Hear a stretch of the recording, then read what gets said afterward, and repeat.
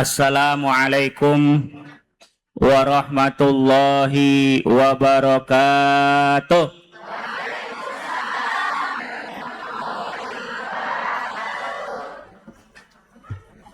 Alhamdulillah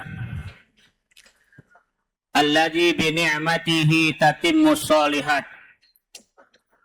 Wassalatu wassalamu ala sayyidis sadat Sayyidina Muhammad wa ala alihi wa sahbihi min yaumina hadha ila yaumil mi'ad, amma ba'd. Yang sama-sama kita hormati dan kita muliakan Ketua DKM Masjid Jami Al-Ihsan Bapak Haji Pian Tanjung dan juga jajarannya. Yang sama-sama kita hormati dan kita muliakan Ketua Majelis Taklim Masjid Jami Al-Ihsan Bapak Kiai Haji Saifuddin Aman, ibu-ibu, bapak-bapak, para jamaah yang insya Allah mudah-mudahan semuanya dimuliakan oleh Allah Subhanahu wa Ta'ala. Apa kabar semuanya ibu-ibu? Saya paling senang kalau diundang pengajian ibu-ibu, karena saya jadi termasuk orang-orang yang ganteng di situ.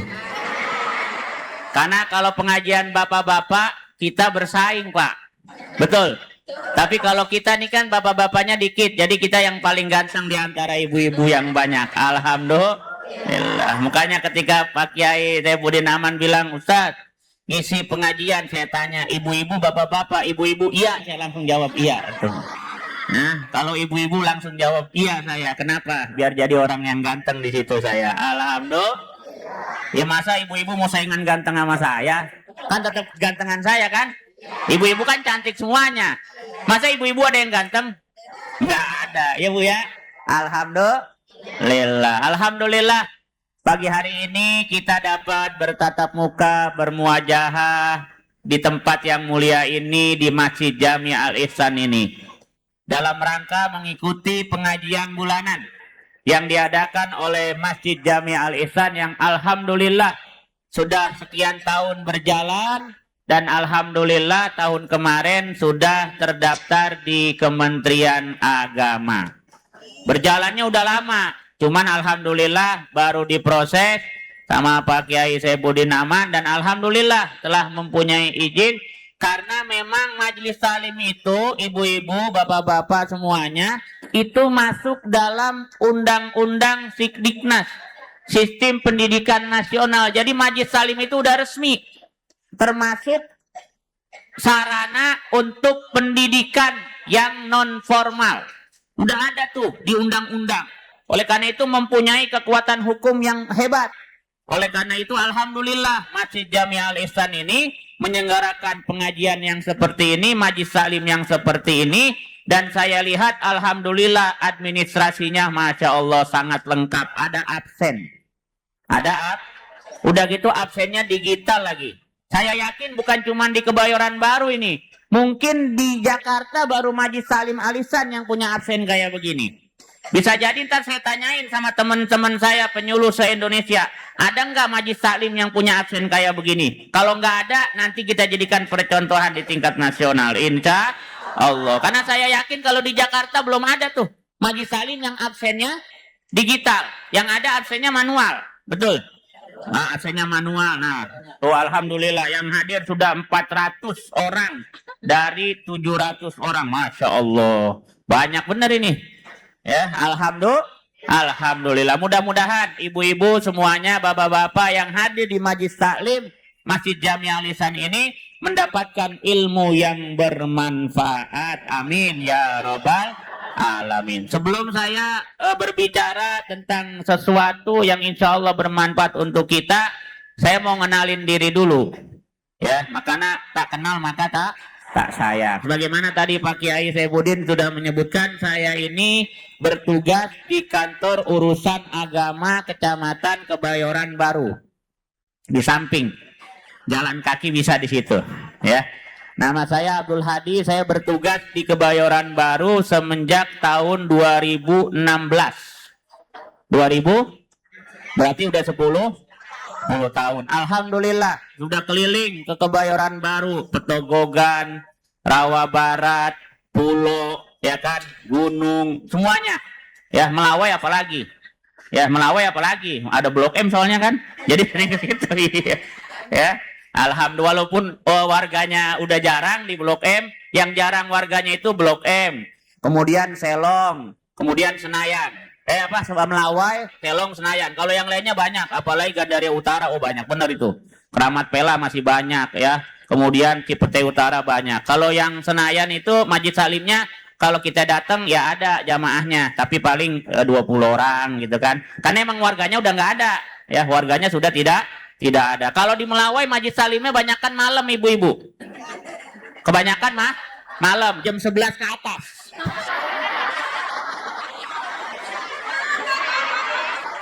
Pak Ustadz tahu aja emang punya binaan enggak? Saya nggak punya binaan di Melawai ya. Nggak punya binaan di Melawai. Jadi kalau di Melawai Masjid Salimnya malam jam 11. Ibu-ibu jangan hadir di situ ya.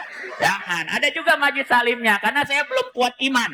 Ya, takutnya masuk ke situ malah kejerumut nanti akhirnya. Enggak, jadi belum pernah kita menjalankan, padahal harusnya memang kita tetap menjalankan pembinaan kepada mereka itu. Cuman tantangannya berat ya. Mudah-mudahan doain bisa menarik mereka yang mana melakukan hal-hal yang tidak benar menjadi orang yang benar. Insya Allah. Saya di KUA ya sebagai penyuluh agama Islam.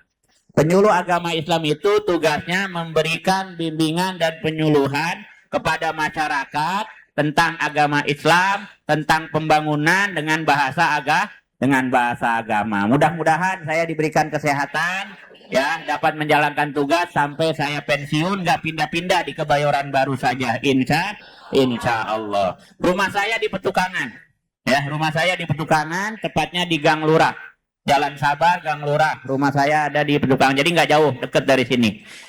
Bapak Ibu yang dimuliakan oleh Allah Subhanahu Wa Taala, kita semuanya pasti merasa sudah mendapatkan kenikmatan dari Allah Subhanahu Wa Taala, betul? Benar? Benar. Betul nggak? Nikmat mata, betul. Dikasih mata bisa melihat, walaupun kalau yang udah tua-tua pakai kacamata. Saya juga pakai kacamata, ya kan? Alhamdulillah, sudah mulai berkurang tapi nikmatnya. Bukan berarti Allah nggak ngasih nikmat, tapi udah mulai dikurangin. Biar sadar udah tua. Iya, makanya dikasih kacamata. Iya, jadi namanya orang itu nikmat mata itu ketika sudah disuruh pakai kacamata itu sudah dikasih tahu bahwasannya udah tua. Apalagi yang udah punya katarak, berarti udah dikasih tahu tuh udah tua. Makanya tadi tuh Masya Allah tuh itu kudu dibaca terus tuh syairnya tuh. Bila Ijroil datang memanggil jasad ayo mau ngomong apa coba? Bu, kalau udah Ijroil yang datang mau ngomong apa? Ijroil kagak bakalan WA kita. Nggak bakalan dia WA kita, nggak bakalan SMS saya akan datang ke rumah kamu. Nggak bakalan. Ya. Ijroil itu datang ke rumah kita tiba-tiba. Hanya satu makhluk Allah yang diangkat nyawanya, dicabut nyawanya, Ijroil minta izin. Cuman satu, Nabi Muhammad SAW. Ketika Nabi Muhammad mau diambil nyawanya oleh malaikat Ijroil, malaikat Ijroil datang kepada Nabi Muhammad kemudian ditanya, Ijroil, engkau datang lagi main-main silaturahim apa mau nyambut nyawa? Apa jawab malaikat Ijroil? Ya Rasulullah, saya udah diperintahkan oleh Allah kalau engkau khusus mau dicabut sekarang boleh atau mau diakhirkan juga boleh. Kata Nabi Muhammad, memang kalau nanti diakhirkan aku nggak bakalan mati, ya tetap mati, tetap meninggal.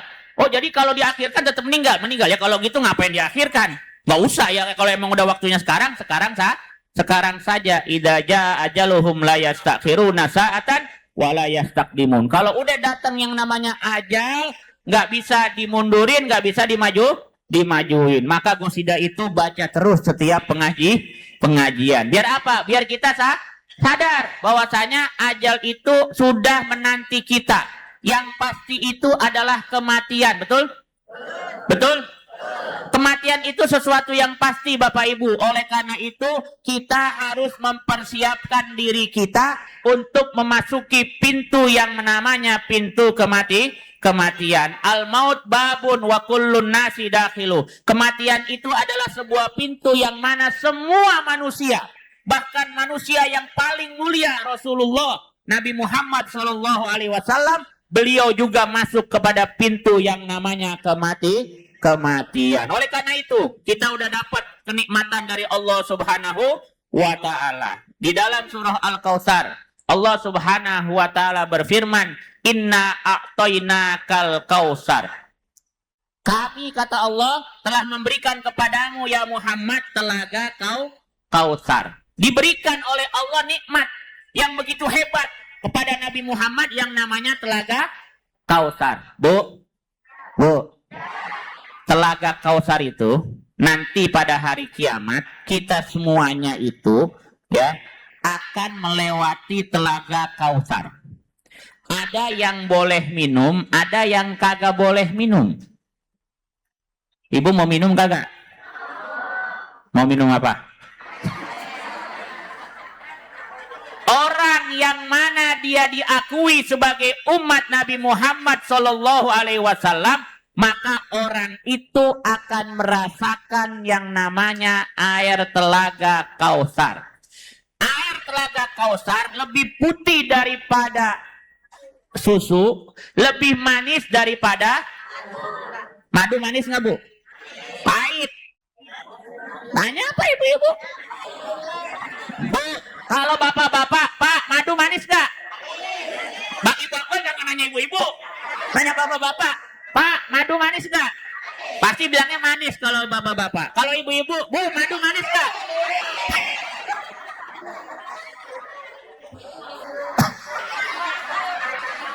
Dengerin dulu, untuk membedakan madu yang asli sama madu yang palsu, madunya bawa pulang ke rumah. Kalau madu bawa pulang ke rumah piring pada berterbangan, itu namanya madu asli. Enggak, bercanda ya. Jadi madu telaga Kautsar itu manisnya lebih manis daripada madu, ibu-ibu. Siapa orang yang meminum satu teguk daripada telaga Kautsar, maka dia nggak bakalan merasa haus selama-lamanya sampai selama-lamanya di akhirat. Oleh karena itu kita berdoa, mudah-mudahan kita bisa minum telaga Kautsar. Amin. Amin ya robbal. Nah, ketika Nabi sudah diberikan kenikmatan yang begitu besar yang namanya telaga Kautsar, inna a'tainakal kautsar, maka selanjutnya Allah Subhanahu wa Ta'ala perintahkan kepada Nabi kita untuk melaksanakan ibadah. Fasholli li rabbika, maka solatlah engkau. Solat di sini mengartikan bahwasanya setelah Allah memberikan kenikmatan, Allah terlebih dulu berikan kenikmatan kepada kita semuanya. Betul? Allah kasih kita kenikmatan semenjak kita masih berada di dalam perut ibu kita. Kita udah dikasih nikmat, betul? Dikasih usapan makanan kan oleh Allah melalui ibu kita. Dalam perut aja udah dikasih rezeki oleh Allah. Sampai kita lahir, sampai kita dewasa, sampai kita orang tua, Allah udah kasih kepada kita kenikmatan yang begitu banyak, yang begitu besar. Wa in ta'uddu nikmatallahi la tuhsuha. Kalau kalian menghitung-hitung nikmat Allah, maka niscaya tidak akan sanggup untuk menghitungnya. Kalau kita hitung-hitung nikmat yang Allah berikan kepada kita nggak bakal sanggup untuk menghitungnya. Saking apa? Saking besarnya nikmat yang Allah, banyaknya nikmat yang Allah berikan kepada kita. Setelah Allah berikan kepada kita nikmat, baru kita disuruh ibadah. Setelah kita dewasa, setelah kita mukallaf, setelah kita balik, baru disuruh ibadah kita, betul? Waktu kita kecil, kita disuruh ibadah? Enggak. Belum wajib kita ibadah kalau belum balik, betul? Anak ibu yang kecil tuh masih umur 4 tahun, 3 tahun, belum wajib dia ibadah. Walaupun disuruh diajarin untuk ibadah, belum wajib, tapi wajibnya kalau udah gede. Nah, setelah dapat nikmat yang banyak, baru disuruh ibadah. Fasholli li rabbika wanhar. Fasholli li rabbika, suruh ibadat. Ayat ini ya, menurut para ulama ini adalah tentang pelaksanaan sholat Idul Adha. Sholat Idul Oleh karena itu ulama berpendapat bahwasanya sholat Idul Adha itu lebih utama, lebih afdol daripada sholat Idul Fitri. Tapi saya mau tanya, ibu-ibu banyakan pakai baju baru Idul Fitri, Idul Adha. Nah kan? Ayo. Idul Adha pakai baju bekas Idul Fitri kan? Ngaku deh, ngaku. Emang kagak dibeliin lagi sama lakinya? Emang lakinya udah kagak ada, Ustaz? Udah meninggal, siapa yang mau beliin katanya? Betul. Padahal ibu-ibu tolong diperhatikan, sholat Idul Adha itu lebih afdol daripada sholat Idul Fitri. Oleh karena itu jangan sampai kagak sholat Idul Adha. Walaupun hukumnya bagi wanita itu, ya, hukumnya bagi wanita yang tidak menimbulkan fitnah, boleh dia melaksanakan sholat Idul Adha. Kalau yang masih muda, sholat Idul Adha jangan dandan menor-menor. Halo? Halo? Yang masih muda? Yang masih yang udah tua jangan angkat tangan. Yang masih muda kalau pengen sholat Idul Fitri, kalau pengen sholat Idul Adha, jangan dandan menor-menor. Karena kalau dandan menor-menor menimbulkan namanya lelaki matanya jelalatan. Betul? Nah, kena ada tuh bapak-bapak no, semuanya. Saya juga termasuk ya kan. Kalau ngelihat yang menor-menor bawaannya mau ngelirik, betul? Maka oleh karena itu kalau kita mau ibu-ibu mau sholat Idul Adha Idul Fitri, jangan dandan menor-menor biar kagak dilirik sama laki-laki. Biar kagak dosa. Percuma sholat tapi dosa, betul? Benar? Sholat dosa, ya kan rugi, betul? Gara-gara apa? Gara-gara menor-menor dandannya sehingga menimbulkan fitnah. Nah, besok nih sholat Idul Adha, jangan kagak sholat. Tapi kalau yang muda-muda, tolong jangan dandan menor. Betul? Yang nenek-nenek boleh Pak Ustadz? Ya boleh, yang nenek-nenek mau menor-menor juga. Kagak bakal ada yang lirik.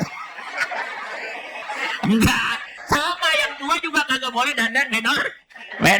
Ya pokoknya kalau sholat keluar rumah, jangan dandan menor. Dandan menor-menor itu boleh di rumahnya, di depan suaminya. Betul? Betul? Kalau depan suami mah ibu dandan, wah pokoknya yang hebat dah. Ya, pakai baju yang paling cakep dah. Ada yang ngomong kagak pakai baju depan suami Ustaz. Pakai wangi-wangian yang paling bagus yang ibu punya, biar suaminya betah di rumah. Nah, setelah nanti melaksanakan sholat Idul Adha itu, maka baru sama Allah diperintahkan wanhar dan berkorbanlah. Bu, ingat cerita Siti Hajar, Ibunda Hajar, Bu. Ketika Nabi Ibrahim, ini cerita ini sampai jam berapa Ustaz? Kita kelengahan saya. Hah? 9:30. Oh, sampai 9:30. Cerita dulu ya, Bu. Biar ingat yang udah lupa. Ya, biar ingat yang udah lupa. Nabi Ibrahim, Bu, Nabi Ibrahim alaihissalam. Ketika itu beliau menikah dengan seorang wanita yang bernama Sarah. Bernama Sarah. Lama kagak punya anak. Karena lama nggak punya anak, akhirnya Nabi Ibrahim alaihissalam diizinkan sama Ibunda Sarah untuk menikahi waktu itu budaknya. Ya, menikahi budaknya yang bernama Hajar. Tapi Hajar dimerdekakan dulu. Jadi Ibunda Siti Hajar itu merdeka dulu, baru dinikahin oleh Nabi Ibrahim. Nah, ketika dinikahin oleh Nabi Ibrahim, maka Ibunda Hajar ini langsung punya anak. Dengan Ibunda Sarah lama kagak punya anak. Dengan Ibunda Hajar langsung punya anak. Ketika punya anak dalam kandungan, ya kemudian lahirlah yang bernama Nabi Ismail. Namanya perempuan, mohon maaf nih ya. Mohon maaf walaupun dia udah ngasih izin ya Nabi Ibrahim buat nikahin yang bernama Hajar. Ketika si Ibunda Hajar punya anak, Ibunda Sarah ngiri juga. Ya cemburu dah bahasa zaman sekarang. Wah, bakalan sayang sama dia nih. Karena dia punya anak, sama gua kagak punya kagak punya anak. Nabi Ibrahim melihat itu, maka atas perintah Allah Subhanahu wa taala, Nabi Ibrahim diperintahkan membawa ibunda Hajar dan putranya Nabi Ismail, belum jadi nabi ya, putranya Ismail menuju satu tempat yang mana tempatnya gersang, tandus, kagak ada pohonan. Tempatnya itu namanya Bakkah, yang sekarang kita kenal dengan nama Makkah. Dibawa tuh dari Palestina jauh ke Mekah. Sampai di Mekah sama Allah diperintahkan untuk ditinggal. Bayangin ibu nih, kalau ibu yang jadi ibunda Hajar, anaknya baru lahir, belum bisa ngapa-ngapain, masih netek. Kemudian ama lakinya dibawa ke tempat yang tandus. Di tempat yang tandus ditinggal. Udah tinggalnya gak makan nengok lagi. Nabi Ibrahim tinggal gak makan nengok. Ketika udah sampai ke Mekah, maka Nabi Ibrahim bilang, Hajar, ini persediaan air kita. Kamu tinggal di sini sama Ismail, ini atas perintah Allah. Udah ngomong begitu langsung jalan pergi. Karena dia gak tega. Buat apa? Buat nengok anaknya sama istrinya. Gak tega dia Nabi Ibrahim. Bukan karena dia gendut, bukan. Kagak tega. Akhirnya jalan dia, gak makan nengok, Bu. Ibunda Hajar manggil-manggil, Ibrahim bagaimana saya? Karena perintah Allah, Nabi Ibrahim gak nengok. Dipanggil-panggil kagak nengok. Udah jalan aja. Tapi hatinya sangat sedih. Tapi ini perintah Allah dijalankan oleh Nabi Ibrahim. Nabi Ibrahim pulang kepada Ibunda Sarah. Pulang ke Ibunda Sarah. Ibunda Sarah hamil. Hamil. Punya anak namanya Ishak. Singkat cerita, ketika sudah di Ibunda Sarah lama, kemudian Allah perintahkan Nabi Ibrahim untuk kembali lagi kepada Ibunda Hajar, ngelihat Ibunda Hajar dan Ismail. Udah gede apa belum tuh bocah yang ditinggal? Begitu ya. Singkat cerita, nyampelah balik ke situ, ternyata Nabi Ismail sudah menjadi anak remaja. Bu, bayangin. Udah lama ditinggalin, ketika balik sama Allah diperintahkan untuk disembelih. Pikir deh, punya anak udah dipengen-pengenin, udah gitu lahir ditinggalin, dia balik lagi ngelihat anaknya remaja, kan lagi cakep-cakepnya tuh bocah, lagi ganteng-gantengnya, betul? Lagi ganteng-gantengnya, lagi hebat-hebatnya, diperintahkan untuk disembelih. Bayangin, tapi karena ini perintah Allah Subhanahu wa taala, ya, Nabi Ibrahim kemudian berdiskusi dengan anaknya Ismail. Wahai Ismail, aku diperintahkan oleh Allah untuk menyembelihmu. Bagaimana pendapatmu? Apa jawab anak yang soleh? Ya bapakku, kalau itu memang perintah Allah, kerjakan. Insya Allah engkau akan mendapati diriku termasuk orang-orang yang sabar. Ini memberikan pelajaran kepada kita. Sebagai orang tua, kepada anak itu nggak boleh main paksa. Harus diajak diskusi, diajak bicara. Anak yang soleh kepada orang tua nggak membantah dia. Tidak membantah selama perintah orang tuanya itu benar. Selama perintah orang tuanya itu sesuai dengan syariat, anak yang soleh dan soleha itu tidak membantah. Maka ketika itu oke, sudah sepakat. Jadi penyembelihan. Dibawalah Nabi Ismail alaihissalam ke atas bukit untuk disembelih. Nah, Bapak Ibu yang dimuliakan oleh Allah Subhanahu wa taala, sebagai orang tua, walaupun itu perintah Allah, masih tetap ada rasa sayang kepada anaknya. Maka Nabi Ibrahim ketika pisaunya sudah sampai di leher daripada Nabi Ibrahim, dia nggak nengok, dia kagak lihat itu, karena nggak tega dia ngeliat anaknya. Ya, saya aja mau motong kambing korban saya sendiri, saya nggak tega. Beneran itu. Saya pernah mau motong kambing korban punya saya sendiri gitu kan. Ketika udah dijatuhin, kita udah bacain doa, kita udah baca macam-macam doanya, udah banyak dah doa. Pas kita mau potong nggak tega ngelihat kambingnya senyum. Kambingnya kan ada kambing yang cakep ya Bu ya, bener nggak? Namanya domba merino. Itu kalau kita lihat domba murina itu cakep bener tuh kambing ya kan. Kagak tega kita. Pas kita gini dia senyum, kagak jadi saya motong. Saya bilang, "Bang, yang tukang potong, udah ente aja yang motong, aneh kagak jadi motong." Emang kenapa? Enggak tega ngelihat mukanya. Nah, Nabi Ibrahim enggak tega ngelihat mukanya, maka dia sembelih. Ketika disembelih dia kagak ngelihat, muncrat darah ke mukanya. Wah, mati juga anak gua nih. Ternyata Nabi Ismail digantikan oleh Allah, maka malaikat diperintahkan untuk menggantikan Nabi Ismail itu dengan seekor domba. Itulah asal muasal kita disuruh berkurban. Kurban yang paling baik itu dengan seekor domba. Kalau nggak ada, boleh kambing kacang. Tahu kambing kacang? Kambing Jawa, kambing kacang namanya itu. Ya, kalau domba itu kan yang bulat tuh ya. Nah, kalau yang zaman sekarang karena banyak yang kagak makan kambing, maka korbannya boleh dengan sapi. 1 ekor sapi itu 7 orang di dalamnya, 7 orang untuk 1 ekor sapi. Nah, ini korban Bapak Ibu semuanya, itu perintah Allah karena kita udah dikasih kenikmatan sama Allah. Betul. Maka orang yang mempunyai harta lebih, orang yang mempunyai harta lebih untuk berkorban, dia harus berkorban. Minimal dari rumah kita itu setiap tahun keluar 1 ekor korban. Kalau kita mampu ya. Kalau kita mampu. Sampai Sayyidina Abdullah bin Abbas di dalam tafsir beliau yang bernama Al-Mikbat, beliau menyebutkan saking pentingnya mengalirkan darah pada hari raya Nahar tanggal 10 daripada bulan Zulhijjah. Kalau orang kagak mampu juga untuk berkurban kambing atau sapi atau dan lain sebagainya, maka hendaklah dia ambil itu yang namanya ayam. Tahu ayam? Bu? Ayam tahu? Ayam kampus?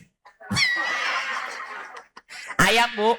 Saking pentingnya mengalirkan darah, diambil ayam, kata Sayyidina Abdullah bin Abbas, kemudian dipotong pada tanggal 10 bulan Zulhijjah. Saking pentingnya mengalirkan darah sebagai bentuk syukur kita kepada Allah. Orang yang kagak punya duit, beli ayam. Ayam berapa sekarang harganya? Yang hidup. Jangan yang udah mati. 100.000 dapat? Nah, kalau kagak punya duit sama sekali, besok tanggal 10 bulan Zulhijjah, beli ayam 1 ekor, kemudian potong. Kalau nggak punya duit ya, yang punya duit jangan ngikut-ngikut potong ayam.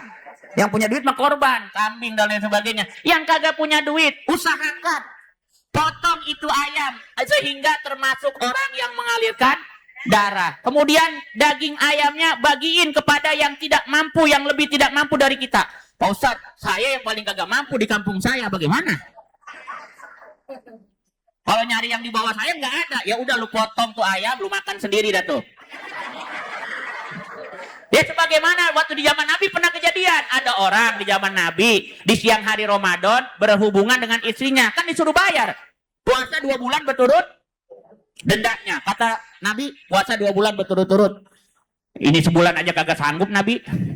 Bagaimana 2 bulan? Ya, bagaimana 2? Ya udah, kalau begitu kasih makan fakir miskin sebanyak 60. Kata dia nggak punya duit Nabi. Kagak punya duit. Sama Nabi diambilin. Sahabat ada yang punya, ada. Sahabat diambilin tuh. Nih korma nih, kasih makan 60 fakir miskin yang ada di kampung lu. Sono, bawa nih korma. Nabi, emang apa? Apa lagi? Di kampung saya yang paling miskin saya. Udah bawa tuh ayo Bosuno katanya. Yang paling miskin nih dia udah paling miskin, belagu-belagu lagi, ya kan? Nah, akhirnya itu mukanya besok jangan sampai kagak. Kalau emang punya duit ya, kalau emang punya duit beli ayam, potong. Kalau emang masih ada tetangga yang kagak mampu, kasihin sama tetangga. Kalau memang kita yang paling kagak mampu juga, ya udah buat kita masak, kita makan sendiri itu ayam. Alhamdulillah. Ini pentingnya berkurban, bukan apa-apa. Bukan kurbannya, bukan dagingnya, bukan kulitnya, tapi yang penting itu adalah niatnya, ikhlas karena Allah, berkurban karena Allah, ya mengeluarkan hewan kurban potong karena Allah sebagai bentuk syukur ibu-ibu, bapak-bapak kita semuanya atas nikmat yang telah Allah berikan kepada kita. Maka yakinlah, siapa orang yang setiap tahunnya Dia berkurban karena Allah. Mau dia dalam keadaan lapang punya duit, mau dia dalam keadaan sempit cuman motong ayam menurut Ibn Sayyidina Abdullah bin Abbas, yakin bahwasanya rezekinya akan diganti dilipat-lipat gandakan oleh Allah Subhanahu wa taala. Kenapa? La in syakartum la azidannakum wa la in kafartum inna adabi la syadid. Kalau kalian bersyukur atas nikmatku, kata Allah, aku akan tambahkan nikmatku kepada kalian. Tapi kalau ya kalian kufur, tidak mau bersyukur, ketahuilah azabku amat pedih. Ibu-ibu semuanya yang dimuliakan oleh Allah Subhanahu wa taala. Itulah gunanya kita mengaji. Dengan kita mengaji kan ibu belum pernah dengar kan boleh motong ayam kado korban, belum pernah dengar kan? Gara-gara ngaji di Al Ihsan jadi dengar kan? Nah besok pada potong ayam semuanya deh. Yang kagak punya duit, kalau yang punya duit jangan. Yang punya duit korban. Pak Ustadz saya nggak punya duit, cari ayam. Ya kalau punya ayam di rumah Pak Ustadz, ya potong datu ayam. Biar supaya tetap mengalirkan darah pada hari raya kurban. Nah itu manfaatnya kita mengaji. Kita dapat membaca firman-firman Allah. Kita dapat membaca hadis-hadis Nabi Muhammad. Kita dapat mendengarkan perkataan-perkataan para ulama. Sehingga kita semakin hari semakin bertambah ilmu kita. Dan mudah-mudahan ibadah kita semakin diterima oleh Allah Subhanahu wa ta'ala. Amin ya robbal. Nah demikian apa yang dapat saya sampaikan. Mohon mudah-mudahan kita semuanya senantiasa selalu diberikan kesehatan oleh Allah Subhanahu wa taala. Ibu-ibu semua sehat badan, murah rezeki, keluar dari sini semua hajat dikabulkan oleh Allah Subhanahu wa taala. Dan kita doain saudara-saudara kita ya yang sedang melaksanakan ibadah haji, mudah-mudahan hajinya menjadi haji yang mabrur. Kalau mereka haji mabrur pulang ke Indonesia membawa manfaat kemaslahatan untuk kita semuanya. Dan mudah-mudahan yang belum melaksanakan ibadah haji bisa melaksanakan ibadah haji. Amin. Sebelum ajal menjemput kita, mudah-mudahan kita bisa melaksanakan ibadah haji, bisa melaksanakan ibadah umroh, bisa berziarah ke makam Rasulullah Sallallahu Alaihi Wasallam. Haji itu sudah dipanggil oleh Allah, maka doalah setiap saat, berdoa setiap saat. Minta sama Allah untuk dapat melaksanakan ibadah haji. Walaupun kalau menurut pikiran kita, otak kita nggak bakalan kita pergi haji karena kemampuan finansial kita, tapi haji itu adalah udah dipanggil oleh Allah. Siapapun orangnya, kalau Allah udah berkehendak, mau dia punya duit, mau dia nggak punya duit, dia pasti akan melaksanakan ibadah haji. Oleh karena minta kepada Allah, minta jangan bosan-bosan. Setiap kita sholat minta kepada Allah untuk dapat melaksanakan haji, untuk dapat beribadah di tanah suci, untuk dapat senantiasa selalu berziarah ke makam Rasulullah Sallallahu Alaihi Wasallam. Al-Fatihah. A'udzu billahi minasyaitonir rajim. Bismillahirrahmanirrahim. Alhamdulillahirabbil alamin arrahmanir rahim maliki yaumiddin. Iyyaka na'budu wa iyyaka nasta'in. Ihdinas siratal mustaqim. Siratal ladzina an'amta 'alaihim ghairil maghdubi 'alaihim waladdallin. Amin. Allahumma shalli wa sallim ala sayidina Muhammad wa ala ali sayidina Muhammad. Allahumma aghnina bil ilmi wa zaina bil hilmi wa akrimna bit taqwa wa jammilna bil afiyah bi rahmatika ya arhamar rahimin. Allahumma inna nas'aluka fahman nabiyyin wa hifdzal mursalin wa ilhamal malaikatil muqarrabin ya Rabb ya Karim ya Rabb ya Rahim. Allahumma ighfir lana wa liwalidina warhamhuma kama rabbayana shighara. Allahumma sallimna wal muslimin khususan fi Palestin. Allahumma sallimna wal muslimin khususan fi Palestin. Allahumma sallimna wal muslimin wal hujjat wal guzzat wal musafirin wal mujahidin fi sabilillahi ajmain. Wa sallallahu ala sayidina Muhammad wa ala alihi wa sahbihi wa sallam. Walhamdulillahi rabbil alamin. Mohon maaf, hadanallahu wa yakum ajmain. Wassalamualaikum warahmatullahi wabarakatuh.